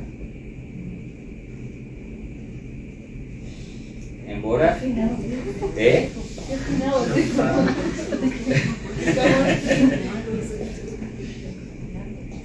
Agora, sendo sinceros, está louca Susana? Porque o mesmo que a gente diz de Saverio pode dizer de Susana. Chico. O mesmo que a gente pode dizer de Saverio pode dizer de Susana. Susana está representando o papel de una mocinha que en una festa de 15 años, encarnada como princesa, es desapontada. Y en esa festa de 15 años desapontada, o único que puede hacer es continuar una histeria típica de la personaje que está representando, que es a princesa destroada. Y mata a Saverio. Tá, tenho o revólver preparado. Eso ya no es de princesinha de 15 años. Mas ella fue con revólver, na festa. Então, a explicação mais lógica seria que ela está louca. Mas Que uma psicopata. Porque todo esse planejamento não é uma No tenemos que esquecer también que los dramaturgos buscan los golpes de efectos al final como un elemento de espectacularidad. Y a veces... por eso que está Miguel Ángel aquí. Por eso que está Miguel Ángel aquí, porque está como dramaturgo. ¿Tá? En fin, digo, ese es el final. Es bravo. Você ficou surpresa, né? Você também, não? Você achou que estava louca, Susana? Não, assim, já fazendo um comentário sobre, existe esse jogo de poder, né, com a obra, e se a gente parar para pensar, toda nobreza, toda classe alta é louca por achar que pode dominar o homem, certo? Isso é o que caracteriza também, por exemplo, a luta de classe, enfim, essa relação servo-reinado, e no final sempre acontece o conflito, né? Não tem jeito quando isso se aprofunda, né? Então, eu percebi, assim, foi uma opinião, né? Percebi que podia ser um final diferente, né? Mas que o Saverio parecia muito caricato. Então ele estava ali refletindo na real o que esses moldezinhos e patricinhos eram. E isso começou a assustar eles. Então surgiu esse reflexo deles estarem assustados com eles mesmos, né? Eles fazem isso, eles fizeram isso com o Saverio. Então por que eles estão assustados com o que o Saverio fez?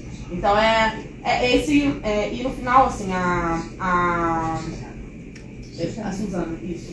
Ela ter atirado dele, né? Foi muito passional também, né? Eu não acredito que tenha sido tanto assim pela dominação de classe, alguma coisa nesse sentido, mas uma fetichização do poder, né? Ela não estava ali por exploração, enfim, por servidão dele, foi muito passional por uma fetichização. Eu acredito assim, dessa hora. Eu não li, então estou a partir daqui que você fala.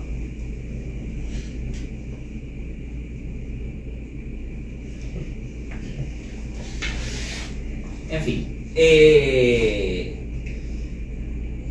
dá para pensar. É uma peça que pode ser vista de muitas formas. E uma das formas tem a ver com esse efeito melodramático, que é algo que destaca também a vezes Liliana no prefácio de Saverio el Cruel, que acaba melodramáticamente, né? Ou seja, a peça começa como uma comédia, acaba como um melodrama, digamos, de paixão e morte, por dizer assim, que está dentro da lógica das duas patricinhas que estavam com Saverio, Barrymore Jovem, Maurice Chevalier, Alvorada de Amor, está dentro dos moldes do que seria a cultura de massa do cinema. ¿Sí? É uma forma mais de apresentar un posible tirano no século XX, como Saverio, un tirano que no es tirano, un tirano de un teatro de outro tirano. Essa é uma forma.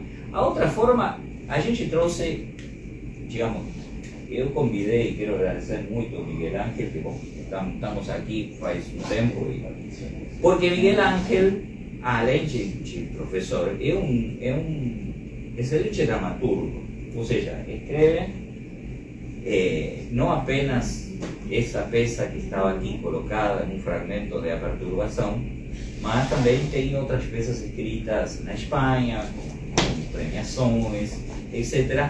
Mas esta peça tem uma característica, a gente trouxe essa peça porque é uma peça que vai ser publicada pela primeira vez em português e que foi escrita durante a pandemia, né? E como foi que você escreveu esta peça? Por que você escreveu esta peça? Vai, Gilene. Bom, porque escrevimos ou porque cada autor escreve. Não, por que você escreveu? Porque uma resposta a uma agressão do entorno. Algo assim muito genérico, mas sempre acontece isso. Porque um autor escreve ou porque alguém escreve, porque tem alguma necessidade, não é meu caso. Estábamos isolados, como todo mundo sabe, y viendo noticiarios todo día con incremento de muertos y con un discurso de que no, en fin, discurso anti-vacina, todo eso que ya sabemos, ¿no? Entonces, era una cosa tan angustiosa, estaba tan invadido por esa mediación horrible que pensé que tenía que hacer algo, ¿no? Que reagir de alguna manera, entonces era como una especie también de terapia, en esos días longos en casa sin salir, y tomé esa figura que todo el mundo sabe y que sabe quién es, y pensé que tenía que hacer algo con esa figura, algo que solo sea para concertar mi estado de ánimo en relación con esa angustia que me estaba transmitiendo, ¿no? esa situación. Entonces pensé en hacer una crítica a lo que estábamos viviendo, tomando como referencia a esa persona que estaba en el poder y los signos que estaban llegando para mí como para otras personas, que había muchas posibilidades de que se estuviese fraguando un golpe de Estado, ¿no? De que en el momento de llegar a las elecciones generales, si él perdía el poder, e uma incertidumbre do que podia estar passando ali, algo se estava fraguando, né? Então pensei em colocar a ação dramática no dia das eleições gerais.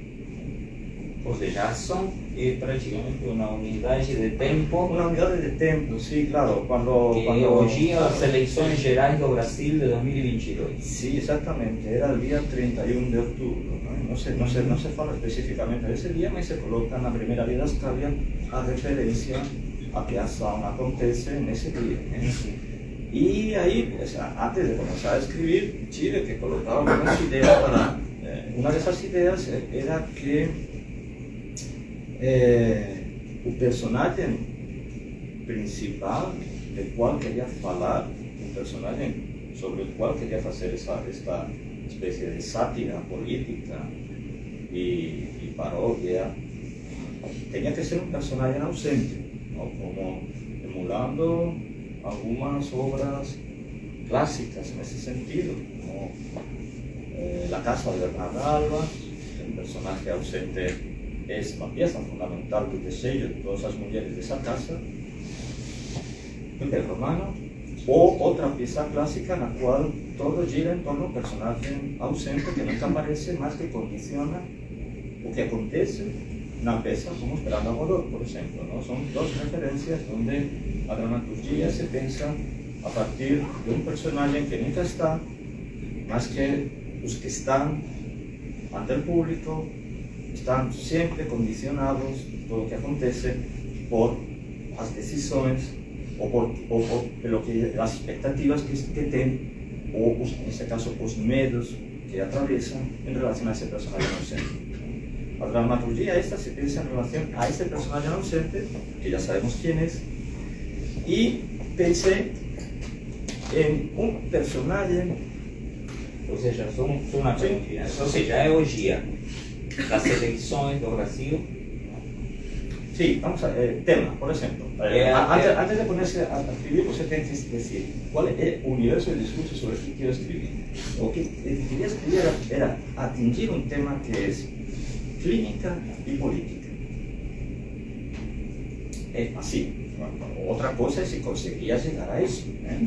Mas clínica e política era a questão, ou seja, como a política ou a má política produz um desordem estrutural e gera uma série de perturbações mentais e de saúde pública em muita gente. Ok, esse era o texto. Então temos uma situação, temos um momento. Temos um momento que é o dia das eleições do Brasil. Um personagem, uma figura ausente. Sim. Neste caso, a figura que a nós nos interessa. Que está totalmente presente. Porque uma figura ausente que está no poder e que está em condições de dar um golpe de Estado se não sai o modelo, o resultado das eleições que se quer. Mas essa pessoa que está aí, com essa espécie de, digamos, de coronel golpista antes de ser golpista, en principio por ahora, está ahí, mas nunca aparece na peça. Claro. Está referido. Claro, tiene una distancia, esas son pessoas, digamos, de circulación, son pessoas do povo. E o lugar no qual a peça é o consultório. Consultório de dos psiquiatras, ¿no? De una psiquiatra argentina y de su colega ayudante, una psicoanalista argentina y de su colega, un psicoanalista español. Doctor Ricardo. Doctor Ricardo y Angélica Feldman, que es a doctora, que é a dona Angélica Feldman, que é a psicanalista argentina, Dr. Ricardo, que estão os dois nesse dia das eleições, obviamente não estão trabalhando, mas aparece. E qual é a situação dramática? Como começa, como faço isso comece a andar? Tem que haver sempre um personagem um pouco desesperado para que movilize alguma coisa, alguém lhe tem que ocurrir algo. Y en ese caso tive que pensar en un personaje que es Juan, personaje que es un cara que va a revelar, él tiene una ansiedad por denunciar algo, y es que él sabe, él tiene pruebas de que va a haber un golpe de Estado. Porque é un personaje que está muito perto e convive muito perto desta pessoa, que está dirigindo o país. Mas que teve um processo de transformação durante todos o passado dele. Ele amou, era um apaixonado deste líder popular. Queria imitá-lo. Só que com o tempo começou a estranhar-se, até que se foi contra-identificando até o ponto de distanciar-se tanto que desenvolveu o afeto contrário. Até que em determinado momento decide que sua responsabilidade ética como cidadão é ir contra tudo isso que amou um dia. Isso faz com que essa pessoa seja uma pessoa totalmente isolada, uma pessoa solitária, porque, claro, na perspectiva heroica, é o que todo mundo esperançoso e ingênuo desejaria que aconteciera com os bolsominions, que tivessem um momento de lucidez, não? E se afastassem e fizessem uma revisão crítica de tudo isso. Mas ele tem prova, ele tem prova de que vale. Esse é o antecedente para entender quem é Juan. Eu estou falando de esse personagem necessário para dar começo, esse personagem que tem essa crise de consciência. Assim começa a obra com um personagem que pide, por favor, o dia das eleições, a estes dois psicoanalistas, que lhe tratem com urgência, que não aguenta mais. E também é urgente que tem que comunicar o que ele sabe. Tem segredos oficiais. Isso interessante. Esse é o começo. Isso é interessante desde o começo, porque vejam bem, a personagem esta que se supõe que tem segredos oficiais e prova de que vai haver um golpe de Estado, não vai na polícia. Vai num consultório de psicanálise estrangeiro, de dois estrangeiros, uma argentina e um espanhol. Tá? ¿Por quê? Porque não consegue parar de vomitar. Não consegue parar porque está com uma náusea. Ou seja, que. Não, na verdade, quando ele só vomita quando tem que falar dessa pessoa. Por isso não pode falar o nome. Por isso que não pode falar. Quando lhe piden que explique qual é o personagem que lhe produz toda essa perturbação existencial profunda, não consegue falar. Não consegue falar o nome. Vomita. É uma reação fisiológica. Então, o que acontece, e agora eu te peço que me tenha um pouquinho de paciência. O que acontece é que, claro, a doutora Angélica Feldman tem um passado também importante. Tem um passado importante que eu não vou contar, porque aí sim, tá? Mas a doutora Angélica Feldman não quer ter problema, basicamente. Não quer ter problema. É argentina, é estrangeira, no Brasil, no meio das eleições, chega um cara dizendo. Mas tem um detalhe que a gente não falou. É um cara que vai fantasiado. Também, está todo coberto. Para que não le reconheça. Está todo coberto. Bigode, peruca, todo. Como se fosse um espião. Então, porque isto é uma comédia. Tá? Isto é uma comédia. Ou seja, a proposta é uma comédia. Eu não queria sofrer, não podia sofrer. Eu tinha que para escrever isso na pandemia, dias e dias sem sair de casa, a gente não podia escrever uma coisa dramática para seguir sofrendo. A gente tinha que distanciar-se o suficiente de uma comédia pura. Bom, e então, o que faz a doutora Feldman? Dopa, ou seja, droga o cara. Sim, mas olha, sempre que se conta uma história, se destrui a história. Não, eu sei, mas eu não consigo ler a história. Quando alguém faz resumo, você tem que me ajudar a poder chegar à leitura dramatizada. Tá bom, te vou ajudar, mas acontece isso. Deixa que ele faça. Não. Acontece isso porque a doutora Angélica Feldman surta. Mas não me Porque- explica, você porque- está explicando mais. Tá bom. Porque Você a está questão... explicando mais. a No, questão- para. A doctora, como Pero lógica. son psicoanalistas que necesitan un psicoanálisis. No, bom. A maioria precisa. Agora, bom, enfim, Não se pode então, confiar. basicamente, espera um minutinho.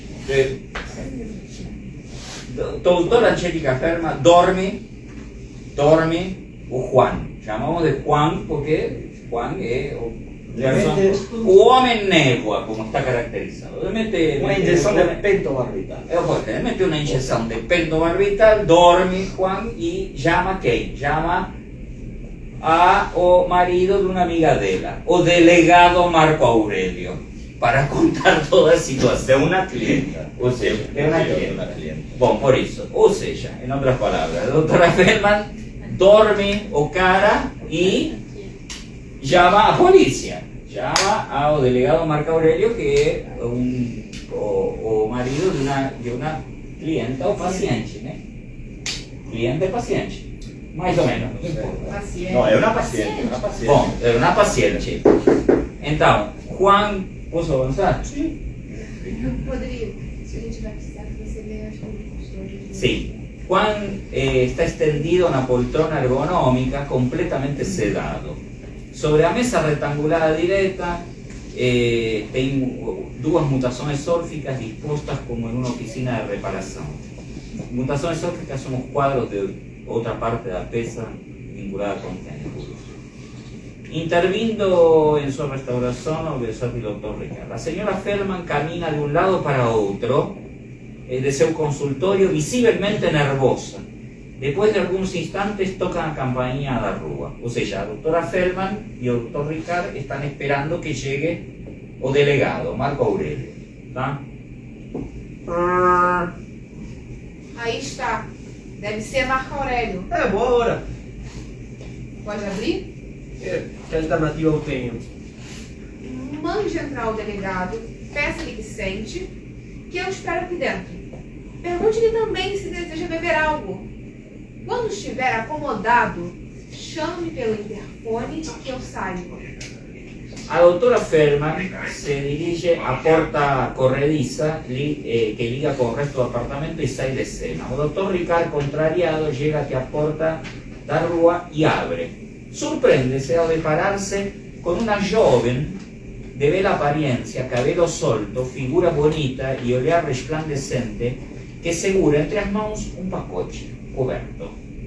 Desculpe, sou sua vizinha do apartamento de cima. Trago algo para os senhores. Posso entrar?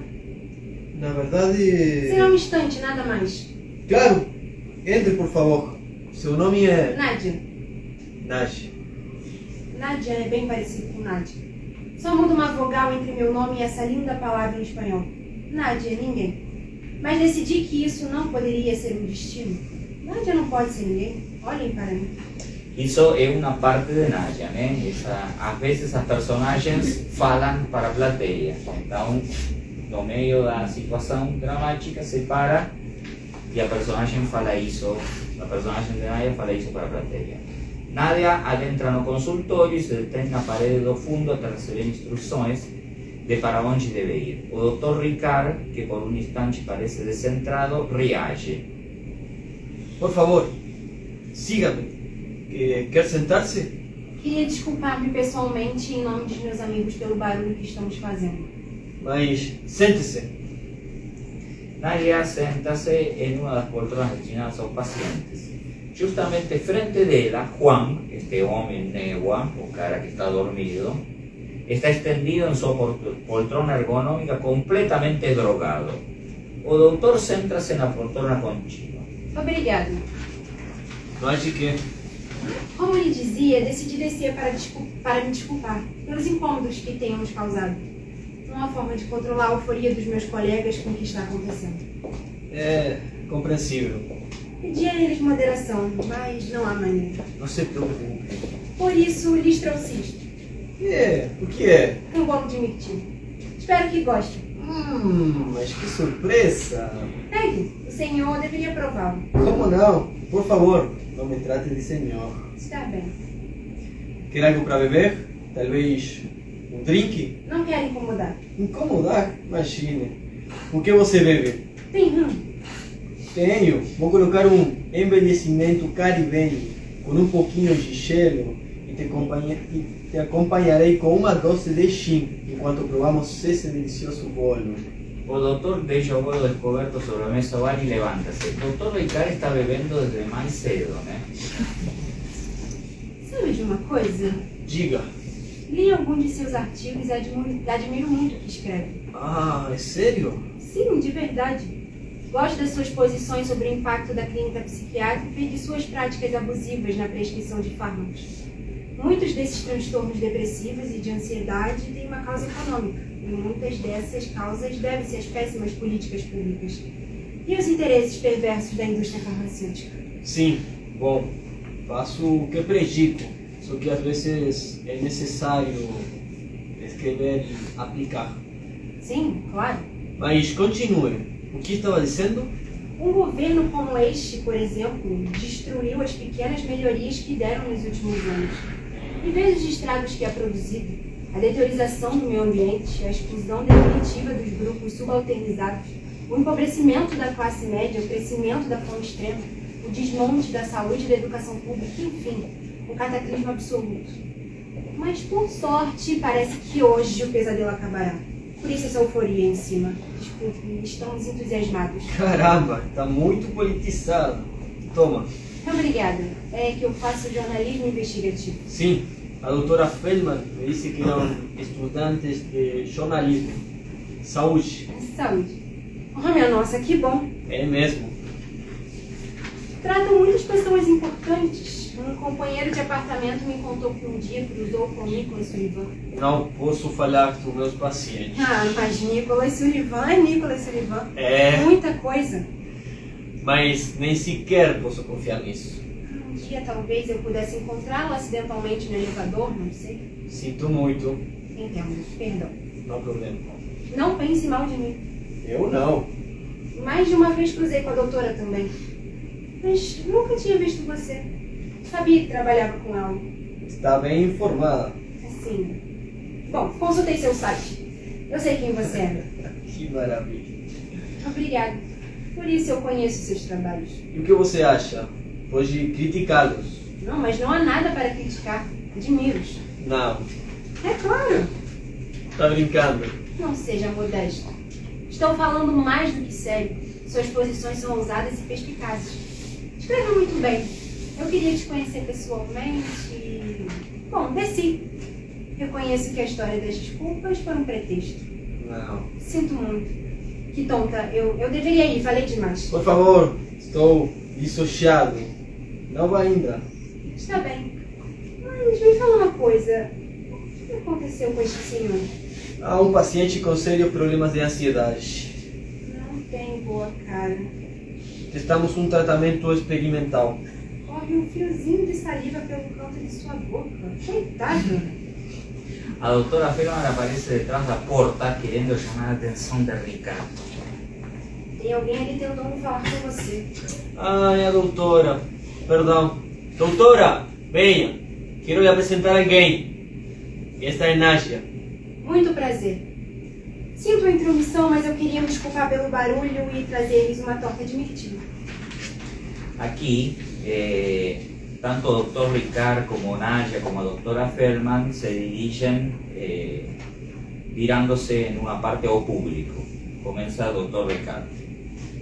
Angélica me fulminou com seu olhar.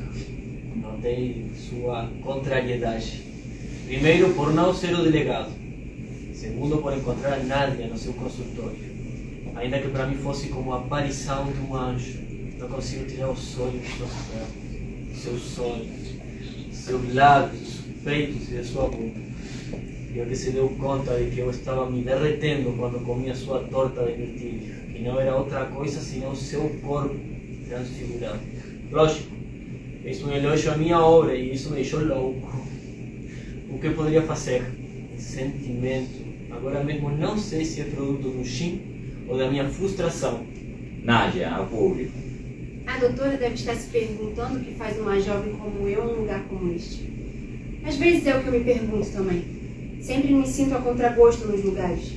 Mas devo me acostumar com as situações embaraçosas. Sou uma jornalista investigativa. Não é preciso ser adivinha para notar que Manuel ficou impactado quando me viu. Notei como estubiado. Para mim não é difícil atrair os homens. Não sei se sinto desejo por ele. No momento, o mais chocante foi o deste cara. É muito intrigante. Feldman, caminha até o palco e fala ao público. O que se supõe que está acontecendo aqui? Você espera uma pessoa e vem outra, que por acaso é a responsável do estrago de minhas aquarelas. Minhas aquarelas, que dor! Desculpa pelo barulho? As paredes tremeram, quase derrubaram o edifício. Deveria pegar outra ampola de pentobarbital e administrar nela por via intravenosa. Depois subir e acabar com essa turba de energúmenos com um coquetel molotov.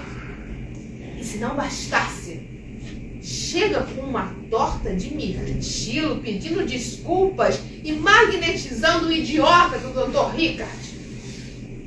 Cara de perdido. Que cara é esse?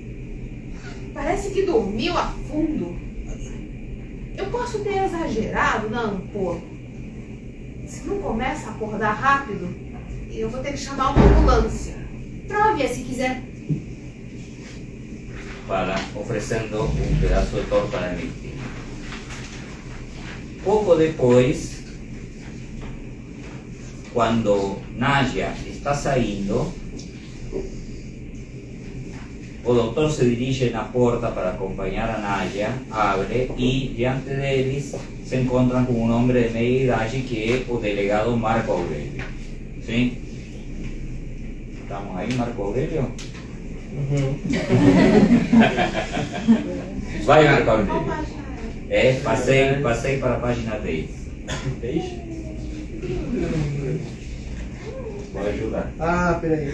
Está embaixo. Está embaixo. Começamos assim ou começamos aqui? Começamos aqui. Tá, já começou. Aqui. Chega Marco Aurélio. O delegado, né? Boa tarde. Sou Marco Aurélio. Boa tarde, delegado Manuel. Manuel, estávamos à sua espera, mas entre, por favor. O delegado entra enquanto observa a Nadia. Ela também o olha. Nadia Shai. Muito prazer, Nádia.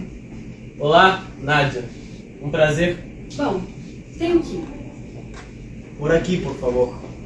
Com licença. Acompanhe-me. Exagerou na bebida? Ansiedade. Está se referindo, desculpa Marco Aurélio, observa o Juan, né? Juan está totalmente dormido, o homem negro. Então, aí Marco Aurélio observando Juan, fala. Exagerou. Exagerou na bebida? Ansiedade. A doutora sedou. Compreendo. É uma hora voltará assim, desperto e relaxado. Mas, sente-se. Obrigado. Avisaria a doutora. Quer beber alguma coisa? Esse bolo tem uma cara maravilhosa. Ah, é de mirtilho. Adoro os mirtilos. Ali é prato cigarro. Obrigado. Eu ia colocar uma dose para mim. Se o senhor gostar, tem um rum caribenho delicioso.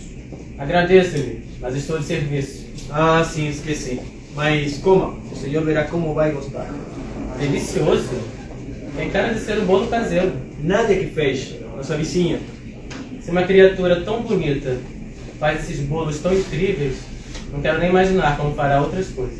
Já volto. A doutora Feldman, o delegado Marco Aurélio, lhe espera no consultório.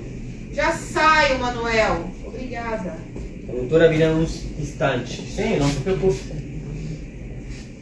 Aí sai o doutor, Marco Aurélio está comendo seu pedaço de bolo, camina até a mesa rectangular, observa, repara nos danos dos quartos. Finalmente a porta corrediza se abre e entra a doutora Feldman com um ar de importância que vai de acordo com seu prestígio e com a tensão corporal